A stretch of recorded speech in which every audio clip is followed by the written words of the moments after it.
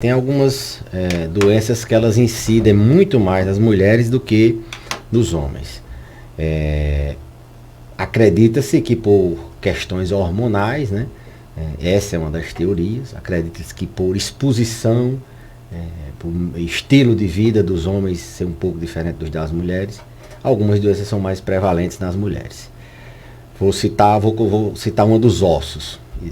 A osteoporose, por exemplo, é uma doença muito mais prevalente nas mulheres e ela acomete as mulheres em idades bem mais jovens. É tanto que a gente rastreia, pesquisa a doença nas mulheres antes, em faixa etária de 60 anos, do que nos homens, que a gente só pesquisa com 70 anos.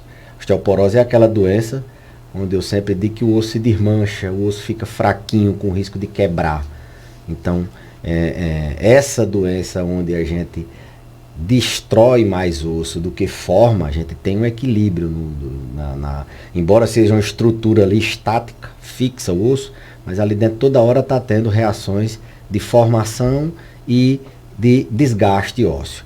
Então, as mulheres, elas tendem a, muito mais cedo, acredita-se que por uma questão hormonal, elas desviarem esse equilíbrio para reabsorver mais osso, e isso vai deixando o osso mais oco, mais frágil, com risco de quebrar.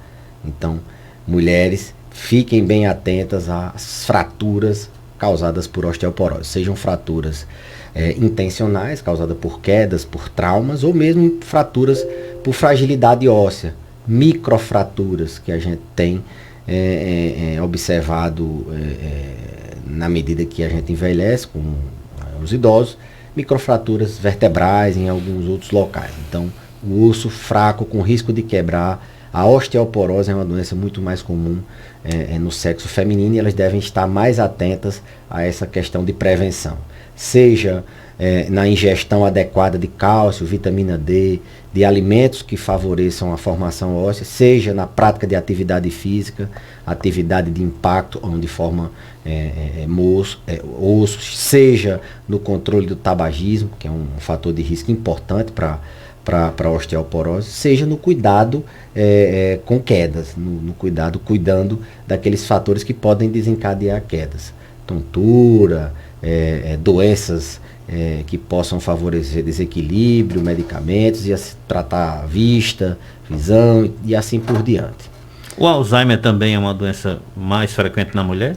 Sim, o Alzheimer ele é mais frequente nas mulheres, né? As mulheres, elas têm uma incidência, uma prevalência maior da demência por Alzheimer. Algumas teorias, como eu falei, hormonais, outras por estilo de vida, por exposição, outras porque acham que, como existe, as mulheres elas vivem mais, então como tem mais mulheres, então se tem mais Alzheimer, mais gente, mais mulher, então o número de pessoas com Alzheimer é maior no sexo feminino. Proporcionalmente, isso também é verdade. Então, as mulheres têm mais Alzheimer, que é aquela doença relacionada às funções mentais, à cognição, a doença relacionada à perda de alguma função cognitiva, seja memória, o pessoal se queixa de esquecimento, seja na linguagem, aquela dificuldade de lembrar, de dizer algum nome de um objeto, de algum parente, seja na função executiva, de planejar, de elaborar algumas coisas.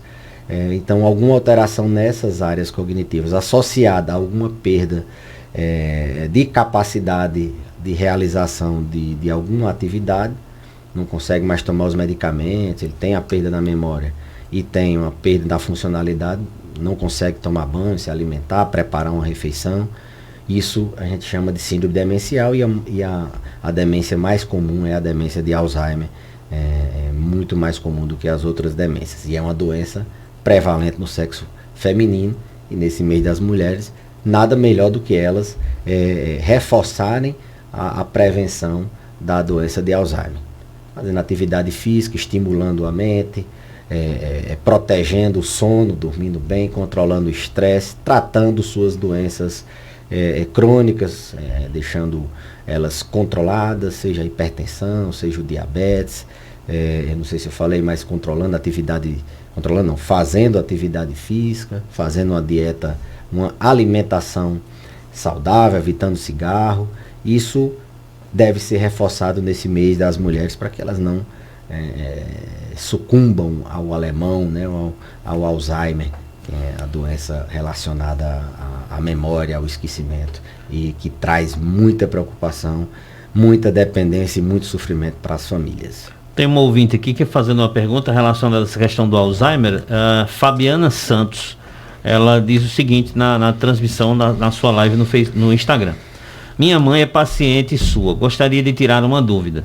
Ela tem Alzheimer e ela tem uma prótese e só se acostumou com a de cima e vive com o dedo na boca e se senta de lado na cadeira. O que o senhor acha? Faz parte do Alzheimer? Não, não necessariamente não. Essa questão da prótese aí pode ser por ajuste, pode ser porque muitas vezes não tem mais condição de colocar a estrutura anatômica da gengiva, do osso, da mandíbula, é pouco provável. O fato dela, pouco provável ser do Alzheimer. Agora o fato dela ficar colocando o dedo na boca é mais provável que seja da demência. Isso a gente chama de uma alteração comportamental. Não o dedo na boca em si, mas alterações de movimentos repetitivos, de coçar, de colocar a mão na boca, de arrancar cabelo, sobrancelha. A gente chama de comportamento motor aberrante. Isso é uma alteração comportamental, de colocar o dedo na boca. A questão da prótese, não. Aí ela fala na posição que ela fica mais sentada para um lado, né? Isso. Não. Não é assim comum nas fases, eu diria, iniciais, moderadas. Na fase avançada, onde o paciente ele perde, na verdade, a funcionalidade global, ele entra no estado de imobilidade praticamente. A última função a ser perdida não consegue mais segurar o pescoço. Nessas fases isso pode acontecer, mas a gente tem que pensar em outras coisas. Será que não é uma dor do outro lado? Será que não é um ferimento? Será que não é uma dor na coluna e ela está numa posição antiálgica? Isso tem que ser pesquisado. Não apostaria logo que seja de cara do Alzheimer. Daí o que mais se assemelha a ser da demência de Alzheimer é esse comportamento de colocar o dedo na boca.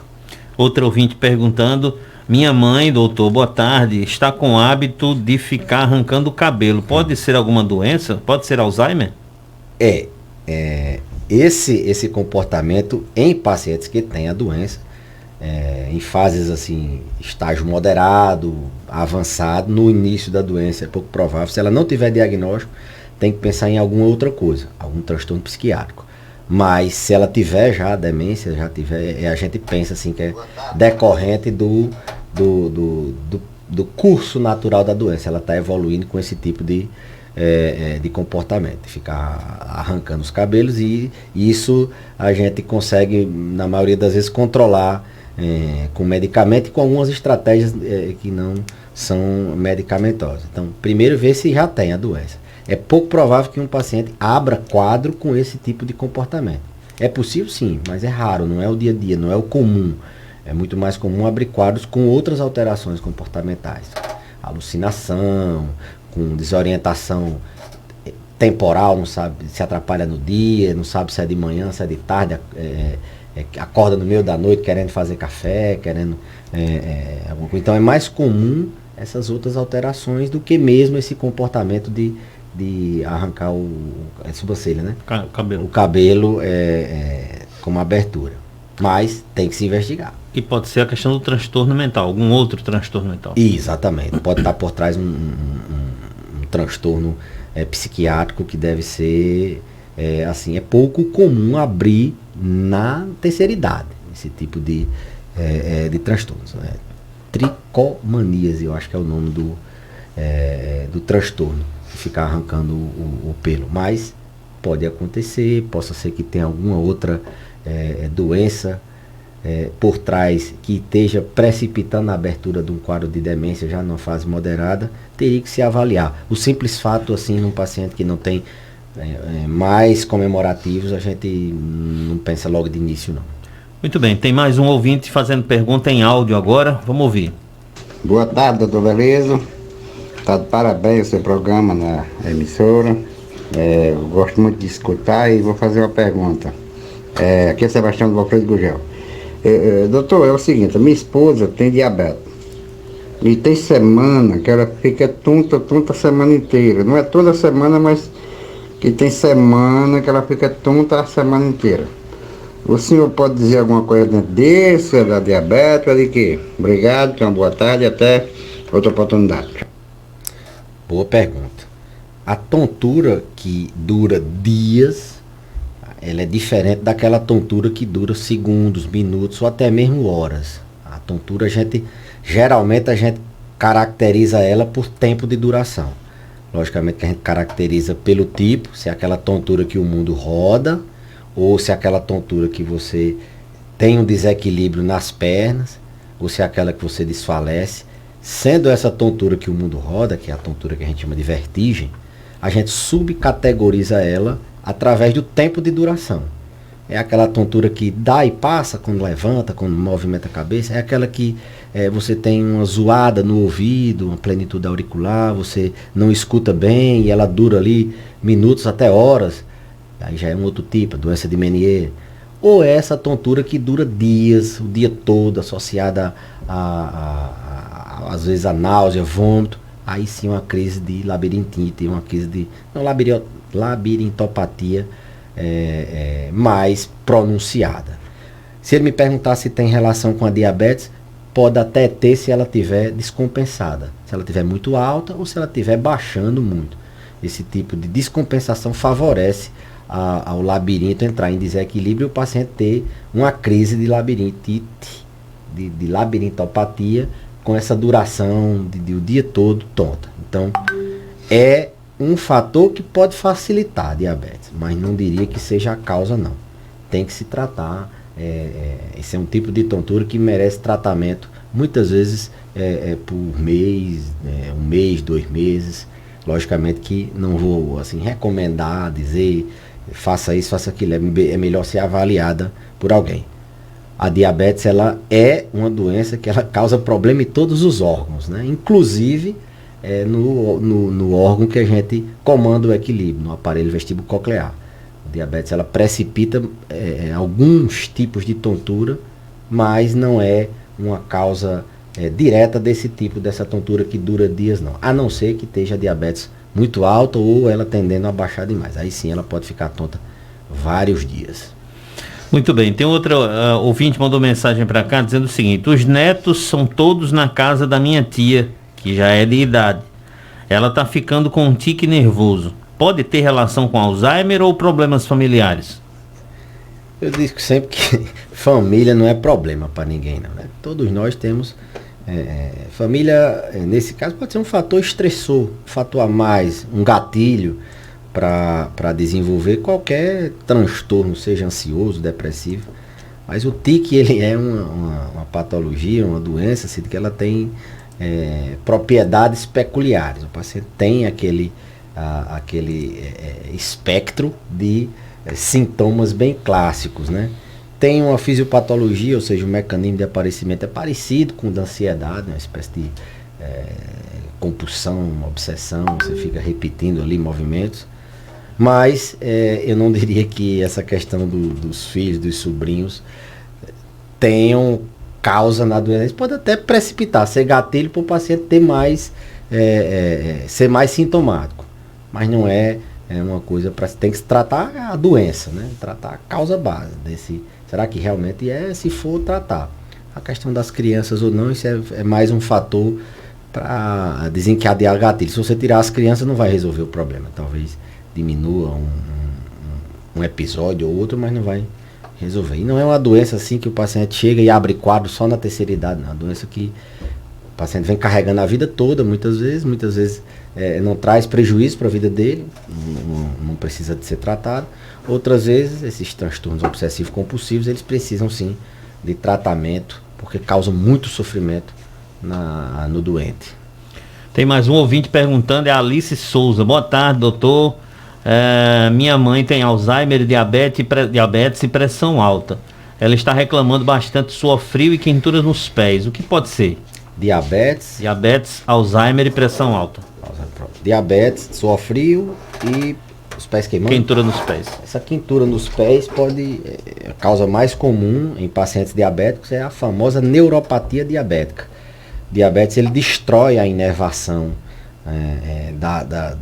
da periferia das pernas e o paciente tem muitos sintomas. Queimação, dormência, dor, eles dizem uma dor, doutor, uma dor cansada, uma fadiga nas pernas, sente queimando, sente formigamento. Então, diabetes causa esse tipo de queimação que a gente chama de neuropatia diabética. É uma dor neuropática que tem que ser especificamente tratada. Ao longo do tempo, a glicose alta ela vai destruindo a inervação dos membros inferiores. E o outro sintoma tem diabetes, pressão alta, Alzheimer, tem essa queimação nos pés e ela disse outra coisa. Deixa eu olhar aqui. Suor frio. E o suor frio. O suor frio, assim, a sudorese pode ser por N motivos. Nesse caso, que ela é diabética e hipertensa, a gente tem que pensar em algumas coisas. Será que ela não está tendo episódios de hipoglicemia, baixando essa glicose de vez? A glicose, quando baixa muito, a pessoa fica suando frio. Será que ela não está tendo queda de pressão e também sua frio? Pode ser também desencadeada por avanço da diabetes. A diabetes ela causa um tipo de síndrome chamada de desautonomia. O paciente tem uma desregulação nos controles automáticos, assim vamos dizer. E a questão do controle da sudorese é um mecanismo automático, né? Depende do sistema nervoso autônomo. Então, se tiver destruído ao longo do tempo e ela tiver esse tipo de desautonomia, ela pode ter essa suadeira por causa do diabetes. Mas é muito mais comum essas outras coisas, como diabetes muito baixa, a hipoglicemia, pressão muito baixa, causarem, ou reação adversa a algum medicamento, pode ser, mas eu apostaria nessas duas principais causas. Muito bem, doutor, a tireoide, problemas na tireoide também são mais frequentes ocorrerem nas mulheres? Sim, a tireoide é uma glândula que fica aqui nessa parte anterior do pescoço, ou seja, na frente, embaixo do queixo. Uma glândula que ela tem a função de produção de um hormônio, né, o hormônio da tireoide, que ele tem receptores em diversos órgãos. Então, alterações no funcionamento dessa glândula, na produção ou na falta de produção desse hormônio, pode trazer sintomas diversos, né?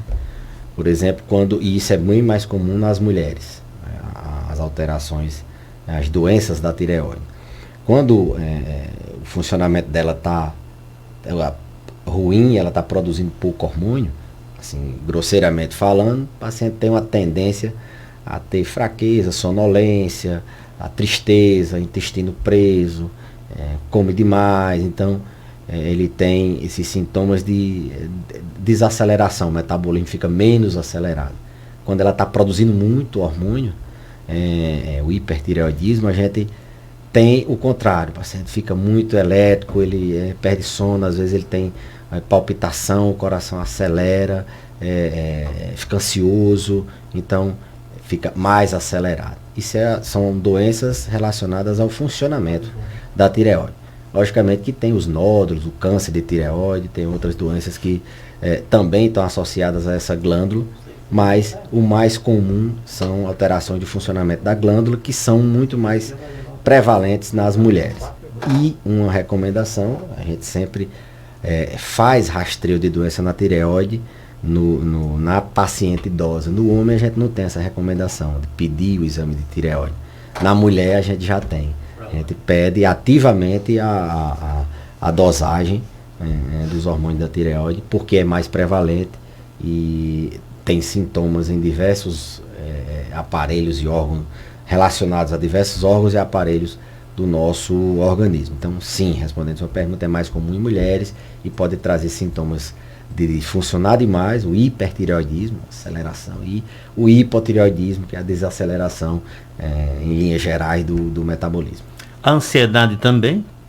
Ansiedade mais prevalente na mulher? É mais prevalente na mulher. Os transtornos ansiosos, eles têm, assim, muita coisa nos últimos 5 anos, em termos de dados, mudou por causa da pandemia e mas ao longo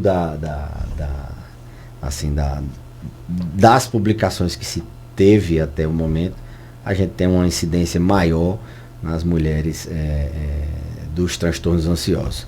Inclusive, quando elas estão nessa fase de transição menopausal, elas, em virtude da diminuição do hormônio sexual feminino, elas têm uma incidência maior, elas ficam mais vulneráveis ao estresse, ficam mais vulneráveis a transtornos emocionais como a ansiedade, o transtorno depressivo, transtorno de insônia. Então, acredita-se que por essa questão também hormonal, a mulher ela tem uma incidência maior de transtornos ansiosos, principalmente nessa transição da fase adulto jovem para a velhice, onde o marco é a menopausa, a perda o fim, né, do ciclo menstrual. Ela para de menstruar, isso em virtude da baixa de hormônios, principalmente os hormônios estrogênicos. Muito bem, tem um ouvinte fazendo pergunta aqui dizendo o seguinte: a paciente Francisca, doutor Belísio, está indo dormir 1h da manhã, aí quer passar o dia dormindo, está até na cadeira. Francisca, ela dorme porque esse sonho ela está ouvindo, quer sair da cama me chamando para levantar. Não ficou claro aqui a pergunta, né? Mas se está dormindo de 1h da manhã, está dormindo muito tarde, né? E quer passar o dia dormindo, ela está com inversão do ciclo sono-vigília. Isso tem que ser corrigido, muitas vezes com medidas de restrição de sono, que é isso, evitando o sono durante o dia. Mesmo ela dormindo tarde, tem que se manter essa paciente acordada a maior parte do tempo durante o dia, para que ela volte a regular esse ciclo sono-vigília. Logicamente que não é uma coisa tão simples assim.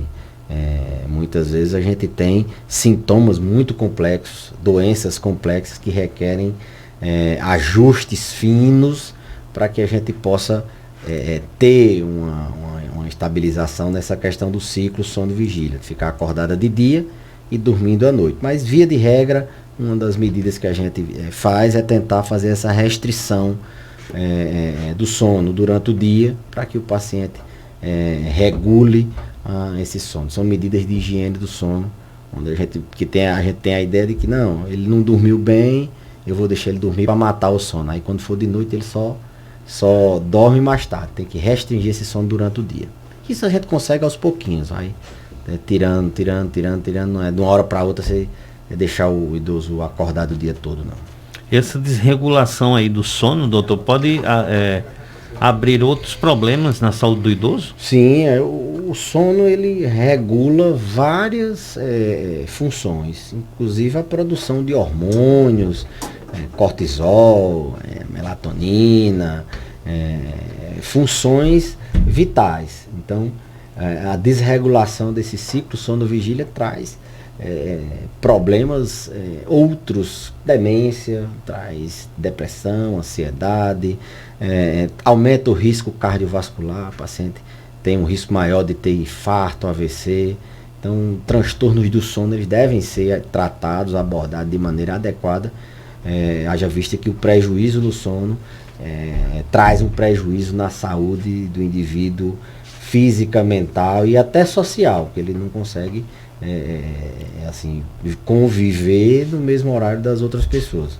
No idoso traz mais prejuízos ainda, né? Porque ele tem mais vulnerabilidade a todos esses sintomas, a todos esses problemas que eu falei. Mais vulnerabilidade a ter demência, a ter depressão, mais vulnerabilidade a ter problemas cardiovasculares. Então, regular o sono, dormir de noite e ficar acordado de dia faz parte de uma boa qualidade de envelhecimento, uma boa qualidade de vida na terceira idade.